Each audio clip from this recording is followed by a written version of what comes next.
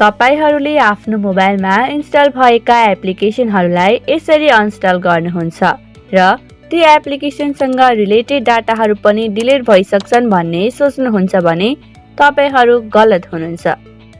हामीले normally uninstall गरेको एप्लिकेसनहरू हामीसँग कनेक्टेड नै हुन्छन् र हाम्रा डाटाहरू पनि सेयर भइरहेका हुन्छन्। अब इजी मेथडबाट ती एप्लिकेसनलाई पर्मानेन्ट डिलिट गर्ने तरिका सिकौं।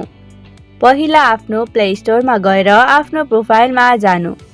त्यहाँ तपाईहरूले म्यानेज एप्स एन्ड डिभाइस भन्ने अप्सन देख्न सक्नुहुन्छ, त्यसमा जानु। त्यसपछि त्यहाँ म्यानेजमा जानु। त्यहाँ दिस डिभाइसमा क्लिक गर्नु।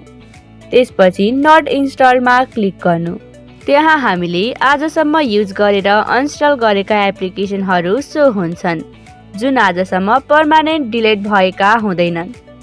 यसलाई तपाईहरूले सेलेक्ट गरेर डिलिट गर्नुहोला। यति भएपछि हाम्रो एप्लिकेसन पर्मानेन्ट डिलिट हुनुको साथै स्टोरेजको समस्या पनि समाधान हुन्छ। अरू यस्तै टेक्निकल टिप्सहरूको लागि हामीसँग जोडिनुहोला। हाम्रो टेक्निकल नलेज।